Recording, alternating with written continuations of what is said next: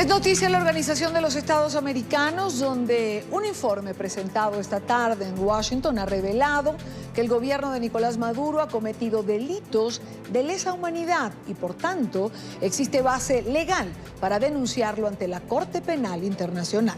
Saludamos a Gustavo Alegret, director periodístico de NTN 24 en Estados Unidos. Gustavo, muy buena tarde para ti.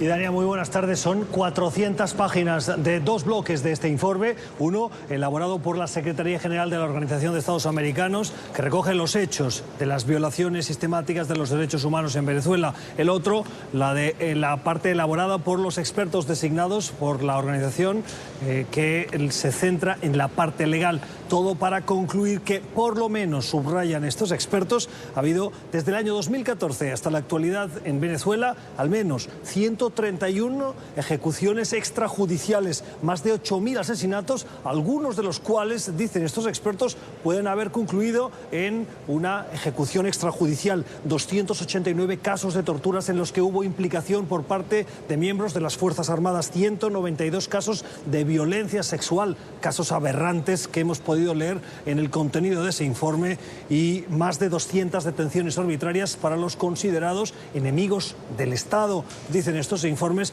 todo como parte de un plan dirigido y orquestado por el gobierno de Nicolás Maduro. Por eso los expertos llegan a una conclusión muy evidente.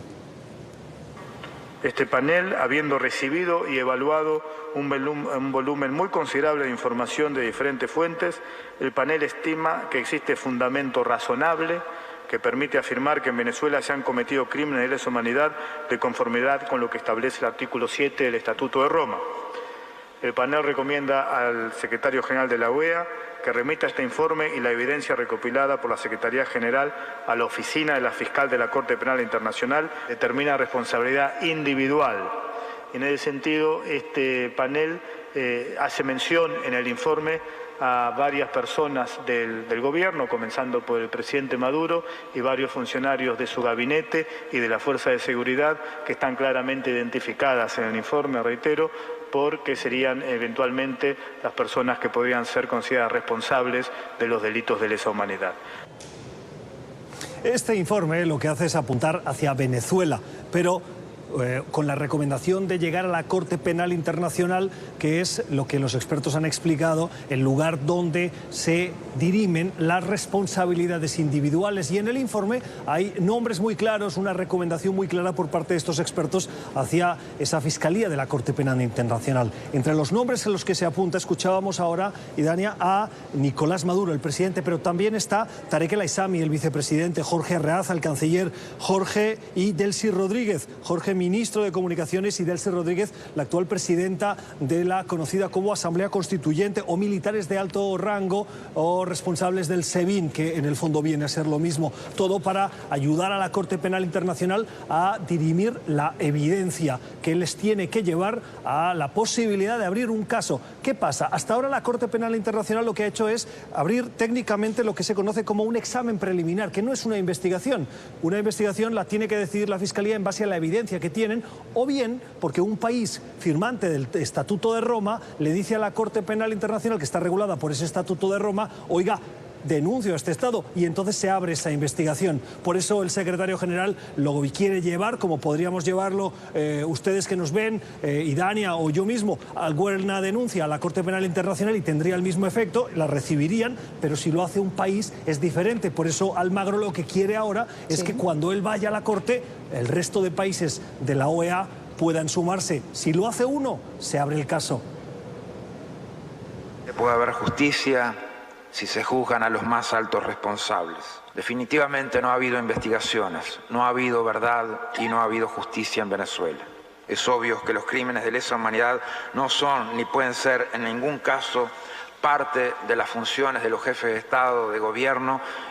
Como señala la doctrina, no es cierto que la posibilidad de lograr acuerdos negociados se vea comprometida por la investigación o procesamiento de crímenes de lesa humanidad.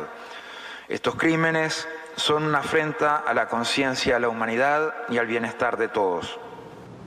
Gustavo, Quiero tomarme un par de minutos porque me gustaría que le explicáramos a nuestra teleaudiencia cómo llegamos hasta el día de hoy. Es decir, tú y yo hemos compartido en vivo otras sesiones de la OEA donde muchos testimonios fueron escuchados. Pero vale la pena rememorar un poco para que nuestra teleaudiencia esté clara en cómo llegamos al aquí y a la hora de este examen preliminar y su resultado, como señalas. Bueno, son 2 minutos y nos podríamos alargar 2 horas, pero mira, el secretario general Luis Almagro llegó con el compromiso de no pasar por alto ninguna violación de derechos humanos en el continente. Y con ese compromiso y su voluntad de no renovar, tienen las manos libres, y en Venezuela siempre le ha preocupado. Él ha sido una voz muy activa en contra de las denuncias de violación sistemática de los derechos humanos, particularmente en Venezuela. Y el año pasado propuso esta creación, que es una de las prerrogativas que él tiene como secretario general, la creación de este panel de 3 expertos. Lo que hicieron los expertos es tener las manos libres, porque así se lo dijo Almagro, para investigar lo que está sucediendo en Venezuela, y se crearon esas comisiones que aquí en NTN las reportamos de manera exhaustiva durante 5 jornadas, donde los afectados venían a explicar la muerte de un hijo, el asesinato, la desaparición, las presiones de militares, el exilio forzado, tantas cuestiones dramáticas que forman parte del día a día y que, a pesar de que las reportamos, no podemos, ni los medios ni los periodistas, y mucho menos esta institución, pasar indiferentes por su repetición constante. Almagro está cansado de escucharlo, pero no cansado de luchar, y lo ha dicho en reiteradas ocasiones, y lo va a seguir denunciando, y por lo tanto hoy con este informe tiene una evidencia por parte de expertos para decirle a los países: aquí está lo que les he estado diciendo de manera sistemática, se ha hecho de manera rigurosa, y ahora voy a ir a instancias internacionales. Recuerdo, o creo recordar, en una de estas 5 jornadas que mencionaste, hubo una que nos impactó. Como bien dices, es muy difícil no conmoverse o no reaccionar. Y fue cuando se presentaron los padres de Pernalete, el joven que murió por el impacto de una bomba lacrimógena en el pecho.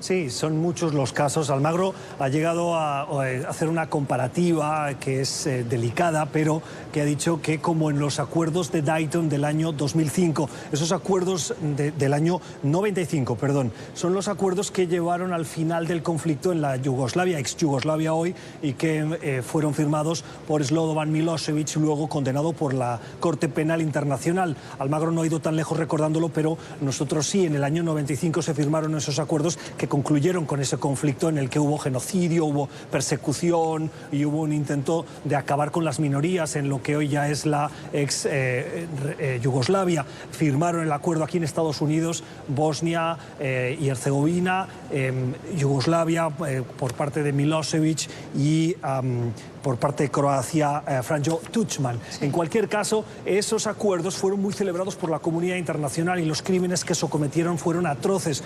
Hoy hemos conocido este informe, y esto es lo que se puede analizar desde fuera. Santiago Cantón ha explicado durante la comparecencia que una cosa es lo que se sabe por lo que vaya llegando de los que están y salen, pero otra es lo que pasa y no se sabe. Y esto no se sabrá probablemente hasta que pues la comunidad internacional pueda hacer un examen exhaustivo sobre el terreno, escuchando voces de lo que ahora mismo puede estar aconteciendo en Venezuela, y que este informe solo es la punta del iceberg. Y Dania. Así es. Gustavo, gracias por estar con nosotros. Buena tarde para ti. Gustavo Alegret, allí en la OEA. Es un día importante y ha sido un informe, lo decía Gustavo, lo comentábamos, que se ha esperado durante mucho tiempo el resultado de estas 5 jornadas de trabajo.